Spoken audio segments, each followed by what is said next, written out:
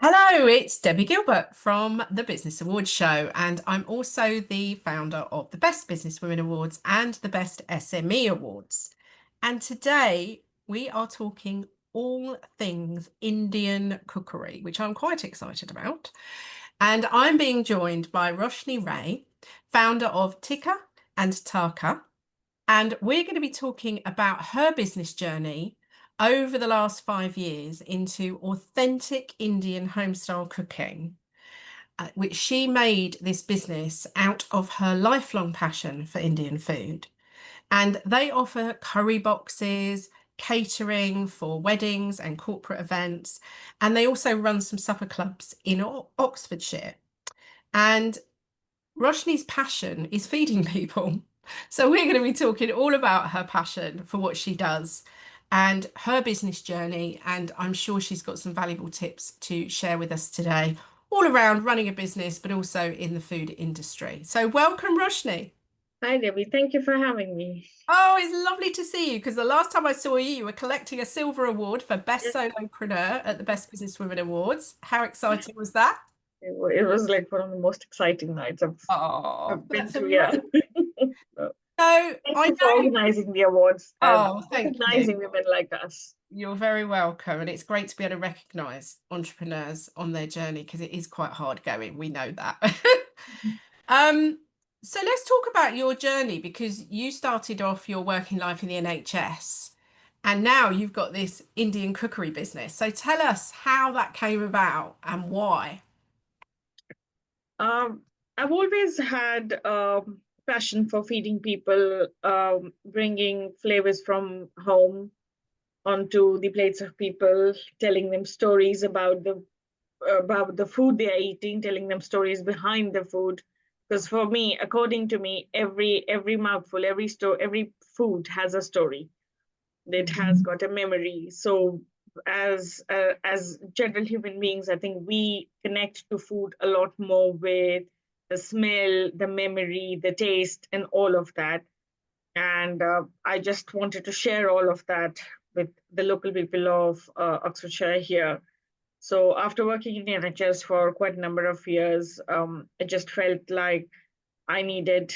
I mean, in all this while I was working there, obviously I had my passion going on in the background where I was just feeding all my friends and family constantly. And then I realized that I needed to take this to the next level and make it more well known to people. So that's Mhm. when I founded Tikka and Tadka, which has got an interesting story because we started during the lockdown. In fact, we were ready. We had everything planned to for a big launch in April 2020, and on 23rd March, the lockdown was announced. So it was just like everything was shut down, and we didn't know what to do. And but then obviously we didn't step back. So instead of just leaving it then and then waiting for the lockdown to finish, we started with doing local curry nights just in the village. And that became so popular that we still do some form of a curry box, not the same what we used to do. But yeah, that's what pushed us. So we were taken away, blown by the reaction people had to my food. And then obviously once the lockdown lifted, we started taking it bigger from there and yeah, expanding.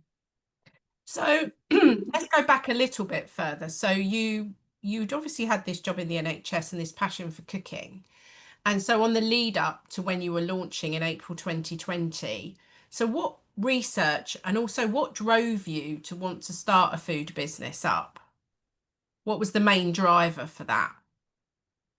Uh, for me, the first drive was obviously, I think, Indian food as an Indian food is very misrepresented, I think, because there are no disrespect, but there are a lot of Bangladeshi cuisine, Bangladeshi restaurants who obviously have lots of restaurants around the country who sell Indian food, but that is not authentic, actual Indian food. I mean, have never heard of a Balti curry. I mean, the first when I landed in UK, 16 years ago, I used to go into the restaurants and I used to see a balti curry.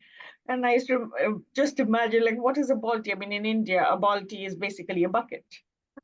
So it's basically curry served in a bucket. So we don't do balti curries in India. Okay. So that is not authentic food. So I wanted to give the people, especially local here in Oxfordshire, something more flavorful, more authentic, more of the home style, proper Indian food, what you get at home. That was the first try, which I really wanted people to know that this is not Indian food that you're having. And second of all, obviously, I had my underlying passion of feeding people and cooking, and I just wanted to give that a shape, like a proper name. And Mm. yeah, that's why I thought, like, no, let me start with catering business first, because it's just easier to manage, and because I've got small children as well at home. So Yeah. family, a growing family, and my business, it works out quite well for me now. So you wanted a business really that at the time was going to fit around your children. That was Yes, one of the drivers. And yeah, also a passion for educating us that a lot of what we're served in an Indian restaurant is not in fact Indian at all. yes, It's Bangladeshi cuisine, not Indian cuisine. it is. Fantastic. And what are the main differences then that we would see between Bangladeshi cuisine and Indian cuisine? I mean, they're different, I mean, adjacent countries, but then the cuisine is quite different. I mean, I am from Kolkata, which is a city from which Bangladesh was divided back in the back in Yes. 1947, when the colonial England was breaking up, and lots of things happening. So the cuisine is not entirely different, but there are subtle differences in the cuisine. And it's just not one single pot of curry that you create or stew, and then you just add something into it, and that makes it a curry. So every curry needs to have different spices. It has to be blended properly. The spices has to be roasted first. So it needs to be created as it is done in India. And that's what I try to recreate here. So whenever I try and create a dish here in the UK for any of my events, I try and do it as my mom used to do it at home, basically just slow roasting the spices, grinding the spices, adding freshly roasted spices, and the flavors that brings out that can't be found in any of the curry houses here in the UK. Fantastic. And so some of these recipes that you're working with are like sort of legacies, really, have been handed down through your family. Mostly my family recipes, yes, they've That's been handed amazing. down of like 4 or 5 generations in my family. So most of the menus, my menu, which is there, like different menus in different ways. So most of the recipes have been handed down to me by my mom, which is uh, a few generations. And apart from that, obviously, I've been born and brought up in Kolkata, but I've lived in different cities. I've lived in the southern part of India in a city called Bangalore. So I've lived in different parts of India, where obviously my living there and working there. So I have picked up a lot of more recipes from my friends' moms, lots of people who I know. So it's like um, I I've been taught by the most authentic people, like the most, like all the aunties of all the ladies of India who have cooked their entire life in their homes. That's amazing. And you brought That it journey forward. to the people of Oxfordshire. Yes. So you've got different strands to your business. So you have the curry boxes, and then you've got weddings. So you said to me before we started recording that you do a few weddings each year, because that's a big challenge, isn't it, doing the weddings? Yeah, it is. And How the many? weddings we've done four last year, and 3 each the 1 year before that. So hopefully, and we've already got 3 booked for the next year. So hopefully, And you're also doing some corporate things as well, which again is another quite important thing, isn't it? Because people tend to think of Indian cuisine as just being curries, but it's not, is it? There's lots Yeah, of things that you there's can do. there's loads of street food options available in India. And whenever we get like a catering for a corporate catering order, curry is the last thing anyone orders. They mostly go in for like an Indian street food. We obviously have an Indian street food menu, which is Ah, a variety of what it's not available in most places here in Oxfordshire. So it's something very different, very flavorful, filling, but not the regular rice, naan, curry, what you yeah. would not want. So, yeah, but then a lot of people don't know that Indian food is beyond curry, rice, and naan. So, yeah, that's what I'm trying to spread here in Oxfordshire, that Indian food is a lot more than we think of, Yeah, we it's know about. more versatile. Yeah. And then what's the curry boxes? So talk me through that. The curry boxes is like a very unique concept that I formed. Especially, it started during the lockdown Mm. because, and now we have modified certain parts of it. So basically, in the lockdown, people were not able to go out, and people still had to work from home. So what we saw is that they didn't have the time to cook like a freshly home cooked meal, but then obviously they are not able to go out, but still wanted good food during the day in the evening. So that's when we launched the curry boxes, where you place the order like 3 days before. So it's a pre-ordered curry box system. You've got, we used to call it a 5-day curry box, but now we call it a weekly curry box meal. So every menu had 5 different kinds of curries, where you could just order any of the curries, any number of boxes with different box sizes. So there was single portions, double portions, and everything. And all of them were served with rice and naan. Mm. And you could order any number of boxes of curries, have it delivered. So once the order had been put in, so we used to have it on a weekend, but we have now changed it to Thursdays. So the food is then cooked fresh on the day of the delivery, Mhm. and it is chilled down. It is last chilled in the refrigerator immediately, and then packed in cold bags. And in the evening at about 5 o'clock, all the deliveries go out, and it goes out to most places in Oxford. So we deliver to like most postcodes in Oxford, except some of them which is like really up north. But yeah, and then people can keep it in the fridge. So because it's been cooked fresh on the day, so it stays in the fridge for like up to 7 days, and it can be frozen as well. So some people choose to freeze it for a later date. Some people use it like as a 5-day curry box. So they order 5 meals where they come back from work, just heat up the rice and the curry, and that's it. You have a freshly home cooked meal ready at home. And yeah, so and some people choose to just have it as like when they have guests over. So like order like 4 or 5 different kinds of curries and just serve it, heat it up and serve it to their guests. So yeah. I wonder how many people are honest and admit that they didn't cook it themselves. Oh, that's fantastic. Okay, so I'm loving this. And then you also do some supper clubs as well. Are you still running those? Yes, so we did a very interesting supper club. So because I'm from Kolkata, and I specialize in Bengali food, Mm. and we did a fusion supper club. So like English pub classics fused with the Bengali spices, Yeah. and we had like a full 4 course menu. I think just the week before half term, so just 2 weeks ago, we did it locally here in Oxford, and yeah, it was a sold out event. Like it was just so popular. So yeah, we do different with different menus, different regions, but mostly it's Bengali food that I'm trying to showcase. It's like Yeah. my family recipes that I'm trying to showcase. So yeah, we try and do at least 3 or 4 a year, just to give that experience.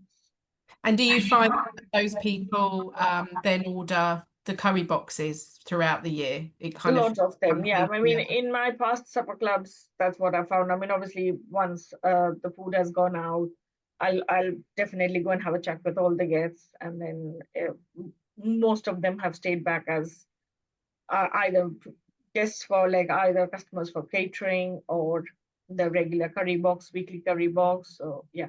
Yeah, fantastic. Okay, so let's talk about awards because obviously as a food business, having your the environmental health food ratings all really important and that's really, vital. But business awards, so you won a She Award a few years ago and then obviously entered the Best Business Women Awards. So talk me through why awards appeared on your radar and how important has it been for your business? It I mean, it didn't appear in the sense somebody mentioned. So the first award I won, the She Award, and even the Best Business one, I think I was speaking to someone just by chance. I mean, I wasn't looking to apply or anything. No. They just mentioned that, oh, this is there. If you want, you could apply for it. And I was like, okay, let me see what's the criteria and things like that. And I just applied.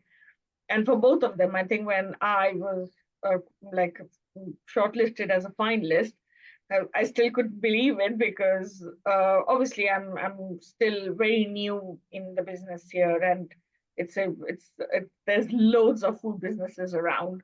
Mm. So having been shortlisted is only such a great thing. It meant a lot to me, and I mean winning was obviously like the cherry on the cake on the top of it, but being shortlisted was great, and I just I it meant in a way that winning the awards, it gave me the exposure here locally as well. I mean, here in Oxfordshire, more than what it was before. But I Mm. mean, definitely people now know that I cook food, and for that, getting recognition for that, it means a lot because people trust the awards.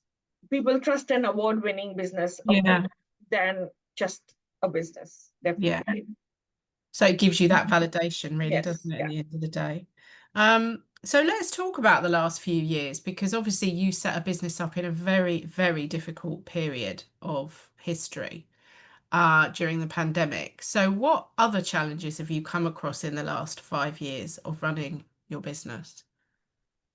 I think initially it was the first setup challenge that we faced. Obviously, we did different. We did curry boxes. I mean, my husband, Sam, he's been like a pillar. He's supported me all throughout. I mean, especially when we were setting up, when we had during the pandemic when we were there, I was the only one. I was doing all the cooking, and he was doing all the delivering because obviously we couldn't get any delivery persons. We couldn't employ anyone. We couldn't find anyone. So yeah, he started as like my one and only delivery boy, delivery person. But then yeah, apart from that, I think yeah, we that was like the initial challenge to finish off the lockdown, the COVID period. But once we were out of the COVID period, so spreading the word, it's just what I've seen is getting the word out about a new business in the market. It is one of the most difficult things that I have found where getting people to get that trust on you. I mean, most of my customers who I have got in the last 5 years, they have stayed. But Mm. once they have tasted my food, they have not gone to anyone else. Mm. But getting them to taste it for the first time is what's the first initial step, which is the biggest challenge for us, getting them to believe in us that what we are giving you, the food, trust me, it'll be one of the best that you have had. So Yeah, I guess your competitors are Indian takeaways, yes, authentic or not, but they are going to be they your are. biggest competitor. And so it's about kind of like you've just said, really, once people have tasted what you've got, they want to come back again. But it's getting them over the line to Getting do them. that, And isn't it? also because we are new, so we don't have huge budgets for marketing, advertising. So we've got limited budgets, whereas my competitors who are there locally, there are some of them who have got huge budgets for Mm. advertising, marketing. So it's difficult to compete with them in the same market. But then, yeah, we just I believe in my cooking, my taste, the taste of the food. And I know once it's out, people will know Mm. it's got good value. So is your marketing strategy centered around social media? Yes, that's what works the best nowadays. I mean, I have tried local flyering. Mm. It sometimes works for smaller events. For me, I have tried that for any of the supper clubs or things like that. But in general, social media is the one which I try and do the best. Yeah. And do you find your customers recommend you to other people as well? Yes. So, like, I think 50% of my business comes in from social media, where most of the advertising is, but the rest 50% comes from uh, word of mouth. Like, they would have tasted the food, they would have recommended it to somebody, and then they call back Mm. saying so and so recommended your food, or they would have picked up my card at one of the Mm. events or parties that they had, and then they remembered and they like the food so much that they give back a call. So what's the bigger picture then? What's the longer term plan with the business? What do you hope to achieve in the next 5 years? To expand this business, keep the catering side of it because I enjoy doing the weddings Mm. and bringing the corporate events or any all the events. I mean, bringing that joy when you take the food into people's houses. But also want to have my own cafe, which sells proper, maybe not curries, but then something different Indian food to show people that there are loads of Indian food available. So yeah, have a cafe local here in Oxfordshire, but also keep the wedding side of it, like the catering side of it, definitely. Yeah, I imagine the weddings, although they're probably quite stressful, they're also probably quite satisfying. Yes, yeah. It is the build up to it is quite stressful, especially like when you need to get everything. I had gone into a meeting with Dame Proulette the other day. I Mm. was speaking to her, and she was obviously in catering a few years, like up until like quite a few years ago, and she said catering is one of the things which gives the most thrill to her because you I mean in restaurants obviously you have a dish and you create and recreate until you get it right and then you take it out in front of the customers, but during events, weddings, and things like that, like on the event days, it is just that day.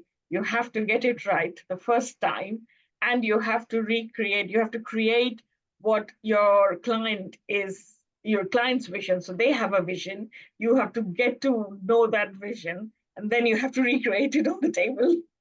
So Amazing. yeah, it is quite challenging and So how stressful. did you meet Dame Prue then? Oh, there was business networking event. Oh, He was speaking fantastic. at that event. So So it was a business networking event. She was yes, there. Oh, wow. Is this in Oxfordshire? yes. Come forward to your mic a little bit because your sound's gone. That's Yeah. Is So it you were better? at a business networking event with Yes, Dame Prue Leith. yes. That is amazing. What networking event was this? Tell us what. Um, it was a women's business networking event. So like women in hospitality locally here, and yeah, she was one of the speakers in that event, and it was just I was, oh my God, meeting Dame Brulette. It was just amazing. That is amazing. Oh my goodness. Okay, so that's interesting. So you do networking within the hospitality sector, and then do you do sort of mixed networking events as well, or talk me through what networking you're doing? So I try and attend as many networking events as I can locally here in Oxford. So whether it's like general businesses or in the food industry, like for hospitality, I try and do as many hospitality ones I can, but just the local ones. And also in Oxfordshire, we have got an independent business group owners. So they sometimes obviously do hospitality meetups, and so I try and go in them. So just getting to know as when because when you start a business, I think that's what another thing I felt very challenged on. It feels very isolated, Mm. especially being a sole trader. You just don't know who to go to or who to contact. So my thing of my what has worked for me is like going to this networking events or asking for help when I can, because if you don't ask, you won't get. So just talking around and asking questions. And yeah, people have always come forward to help. I mean, I have been lucky in that way, touch wood. That's really good advice, actually. It's just about reaching out to people and asking for advice and help. So, if someone's listening to this podcast and they're thinking, I've been thinking of setting up a food business, what advice would you give them? My advice would be, don't hold back. I mean, some people, they just think that they just procrastinate and think that they'll do it later, they'll get the certifications. It doesn't, it's not very hard to get certifications. It's really easy, especially on the government gov.uk. The website is just so easy to get everything done in there. It's very well listed in there. So once the certifications are there, just go and do it. People will always come forward to help only if you ask for it. And never be afraid to get a challenge. I mean, I have had so many challenges since starting this business, but I've always had this thing that I won't let it stop me from going ahead, going forward. I'll always find a way. I am that kind of a person who needs to find a solution for everything. I will just not give up. So just going forward with that will definitely helps in driving through the business.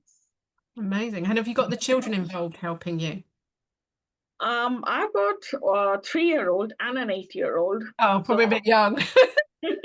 so yeah, I mean that's another challenge I think I had. Like, we started this business and then I had my younger one.